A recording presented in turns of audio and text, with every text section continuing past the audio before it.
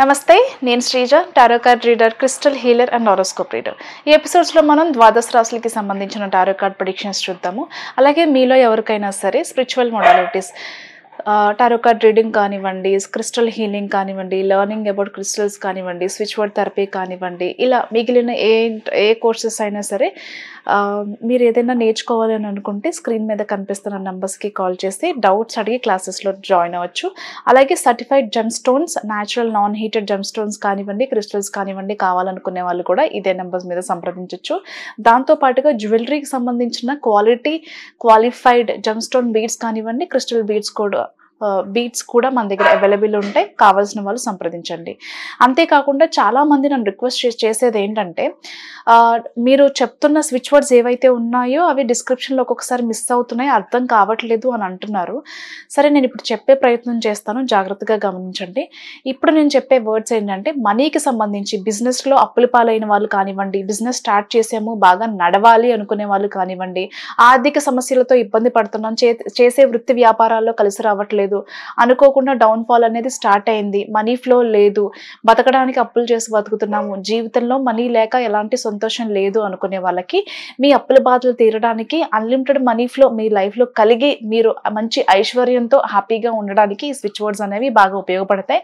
అలాగే మీరు నడిచే మార్గంలో, అంటే మీ బిజినెస్లో కానివ్వండి, మీ వృత్తి వ్యాపారాల్లో కానివ్వండి, ఎక్కడైనా సరే మీకు ఎలాంటి అడ్డంకులు వచ్చినా దాన్ని అధిగమించి మీరు ధైర్యంగా ముందుకి ఎదుర్కొని వెళ్ళడానికి, అలాగే మీరు డబ్బు బాగా సంపాదించిన డబ్బు మీరు మంచిగా కాపాడుకోవడానికి, ప్రాపర్టీస్ మీద ఇన్వెస్ట్ చేయడానికి ఉపయోగపడేలాగా ఈ స్విచ్ వర్డ్స్ అనేవి చాలా హెల్ప్ చేస్తాయి. ఫస్ట్ వర్డ్ వచ్చేసి పోవర్టీ క్యాన్సిల్. ఇక్కడ నేను డిస్క్రిప్షన్లో ఖచ్చితంగా మెన్షన్ చేస్తాను. ఎలా అయితే మెన్షన్ చేశానో అలా మాత్రమే రాయాలి, క్యాపిటల్ లెటర్స్లో మాత్రమే రాయాలి, మనీకి సంబంధించి గ్రీన్ కలర్ పెన్తో మాత్రమే రాయాలి, క్యాపిటల్ లెటర్స్లో రాయాలి, టాప్ టు బాటమ్ 28 టైమ్స్ రాయాలి. ఒక్కొక్క వర్డ్ని చూస్ చేసుకుని ఒక్కొక్క వర్డ్ 28 టైమ్స్ రాయాలి. ఏదైతే డిస్క్రిప్షన్లో మెన్షన్ చేస్తానో అలా మాత్రమే రాయాలి. మీరు చదివేటప్పుడు హైఫన్ మెన్షన్ చేయాల్సిన అవసరం లేదు. డిస్క్రిప్షన్లో మీరు రాసేటప్పుడు ఎలా రాయాలో అలా మెన్షన్ చేస్తాం కాబట్టి హైఫన్ అనేది మీరు రాసేటప్పుడు మాత్రమే మెన్షన్ చేస్తారు. చాంటింగ్ చేసేటప్పుడు మీరు హైఫన్ మెన్షన్ చేయాల్సిన అవసరం అయితే లేదు. కాబట్టి ఫస్ట్ వర్డ్ వచ్చేసి poverty cancel, together change, ridiculous charm, find divine, together find divine count on. ఈ 4 వర్డ్స్ కూడా ఒక్కొక్క వర్డ్ని 28 సార్లు క్యాపిటల్ లెటర్స్లో గ్రీన్ కలర్ పెన్తో మాత్రమే రాయాలి. రాయడం కంప్లీట్ అయిపోయిన తర్వాత 108 సార్లు ఒక్కొక్క వర్డ్ని చాంటింగ్ చేయండి, జపం చేయండి. ఇలా చేసినట్లయితే కనుక నిద్రపోయే ముందు, ఈ ప్రాసెస్ అంతా కూడా మీరు నిద్రపోయే ముందు చేయండి. చాంటింగ్ అనేది మీరు డేకి 3 సార్లు చేసే టైం ఉంది అని అనుకుంటే 3 సార్లు చాంటింగ్ చేసుకోవచ్చు. కానీ నిద్రపోయే ముందు మాత్రం ఖచ్చితంగా ఒకసారి రాసి చాంటింగ్ చేస్తే చాలా మంచిది. మాకు కుదరట్లేదు అనుకునే వాళ్ళు మీకు ఏ టైం నచ్చితే ఆ టైంని ఫాలో అవ్వండి, కానీ ప్రతిరోజు అదే టైమింగ్స్ని ఫాలో అవ్వాలి.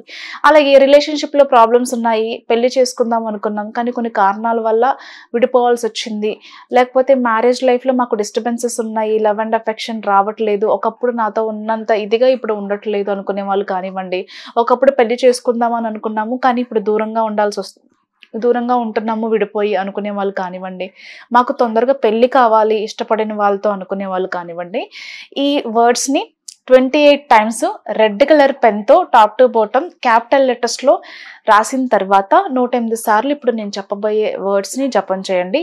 ఫస్ట్ వర్డ్ వచ్చేసి కన్సిడ్ క్లియర్, రెండో word lean on, third word వచ్చేసి టుగెదర్ యాక్ట్, ఫోర్త్ వర్డ్ వచ్చేసి బ్రింగ్ ఆన్ లవ్ డివైన్. ఈ 4 వర్డ్స్ కూడా మీరు హైఫన్తో సహా మెన్షన్ చేసి 28 సార్లు రెడ్ కలర్ పెన్తో క్యాపిటల్ లెటర్స్లో రాసేసిన తర్వాత 108 సార్లు జపం చేయండి. ప్రాసెస్ ఎప్పుడూ కూడా నిద్రపోయే ముందు చేస్తే చాలా మంచి ఫలితం ఉంటుంది. కుదరలేని వాళ్ళు ఎనీ టైం చూస్ చేసుకోవచ్చు, కానీ మిస్ అవ్వకుండా మాత్రం ప్రతిరోజు ఈ ప్రాసెస్ చేసుకోండి, ఖచ్చితంగా మంచి రిజల్ట్స్ ఉంటాయి. అలాగే హెల్త్కి సంబంధించి కానివ్వండి, నెగిటివ్ ఎనర్జీస్కి సంబంధించి కానివ్వండి, ప్రమోషన్స్కి సంబంధించి కానివ్వండి, అన్నీ కూడా నేను డిస్క్రిప్షన్లో మెన్షన్ చేస్తాను. మీరు మనీ కోసం రాస్తుంటే గ్రీన్ కలర్ పెన్, రిలేషన్షిప్ కానివ్వండి, అలాగే పెళ్ళిళ్ళకి సంబంధించి లవ్కి సంబంధించి రాస్తుంటే కనుక రెడ్ కలర్ పెన్ కానివ్వండి, పింక్ కలర్ పెన్ కానివ్వండి యూస్ చేయాలి. అలాగే హెల్త్కి సంబంధించి బ్లూ కలర్ పెన్ కానివ్వండి, గ్రీన్ కలర్ పెన్ కానివ్వండి యూస్ చేయాలి. అలాగే నెగిటివ్ ఎనర్జీస్కి సంబంధించి, దిష్టికి సంబంధించి చెప్తున్న స్విచ్ వర్డ్స్ ఏవైతే ఉన్నాయో వాటికి సంబంధించి మీరు బ్లాక్ కలర్ పెన్ అని మాత్రమే యూస్ చేయాలి. ఇక్కడ నేను డిస్క్రిప్షన్లో కూడా మెన్షన్ చేస్తాను. ఎవరు మర్చిపోవాల్సిన అవసరం ఉన్నా సరే డిస్క్రిప్షన్లో చూసి మీరు ఫాలో అవ్వచ్చు. అలాగే ఈ ప్రెడిక్షన్స్ వచ్చేసి మనకి జనవరి 26వ తారీఖు నుంచి 1వ తారీఖు వరకు కూడా వర్తిస్తాయి. మేషరాశి టారో కార్డ్ ప్రెడిక్షన్స్ చూద్దాము.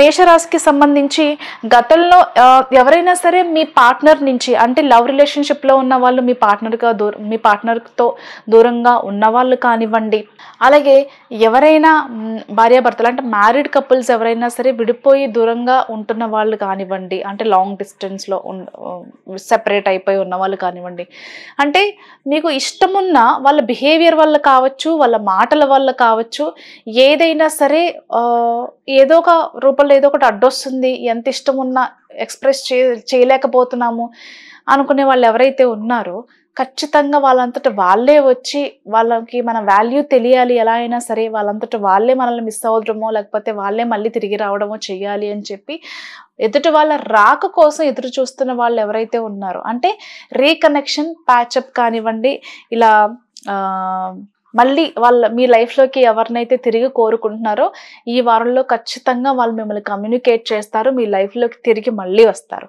అంతేకాకుండా మీకు ఎవరికైనా సరే పేరెంట్స్కి, అంటే తరతరాలుగా సంక్రమిస్తున్న ఆస్తి ఏదైతే ఉందో దానికి సంబంధించి మేబీ ఆస్తి పంపకాలు సరిగా జరగకనో, లేకపోతే మీకు ఎక్కడో అన్యాయం జరిగిందనో, లేకపోతే మీకు మంచి జరుగుతుందనో, ఏదైనా ఏ అడ్డంకుల వల్లనైనా సరే మీకు రావాల్సింది ఏదైనా పెండింగ్లో ఉండుంటే కనుక ఈ వారంలో మీకు రావాల్సిన భాగం కూడా వచ్చి తీరుతుంది.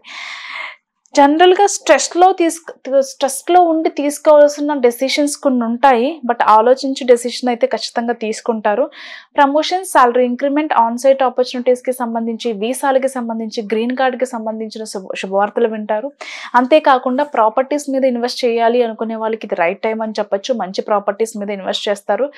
కొన్నిసార్లు డబ్బు అనేది అన్నెసెసరీగా ఖర్చు పెడుతూ ఉంటారు. అన్నెసెసరీ ఖర్చులు మాత్రం తగ్గించుకోండి. ఎక్కడ అవసరమో అక్కడ ఖర్చు చేసే ప్రయత్నం చేయండి. ఎందుకంటే ఈ వీక్లో కొంచెం ఎక్కడ ఎలా మేనేజ్ చేయాలి అనేది కొంచెం అన్బ్యాలెన్స్డ్గా అనిపిస్తుంది ఫినాన్షియల్ మ్యాటర్స్లో. అది కొంచెం జాగ్రత్త తీసుకోండి.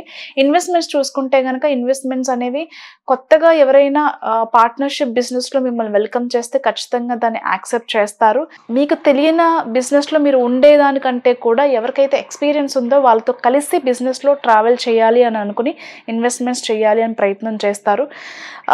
ఓవరాల్గా చూస్తే ఇటు కెరియర్ పరంగా అలాగే పర్సనల్ లైఫ్లో కూడా అంత బాగానే ఉంటుంది. కాకపోతే కొంచెం మెంటల్గా చాలా ఎక్కువ ఆలోచన అంటే ఓవర్ థింకింగ్లో ఉంటారు. అదొక్కటి పక్కన పెడితే మిగతా అన్ని విషయాల్లో కూడా చాలా పాజిటివ్గా ఉండబోతుంది.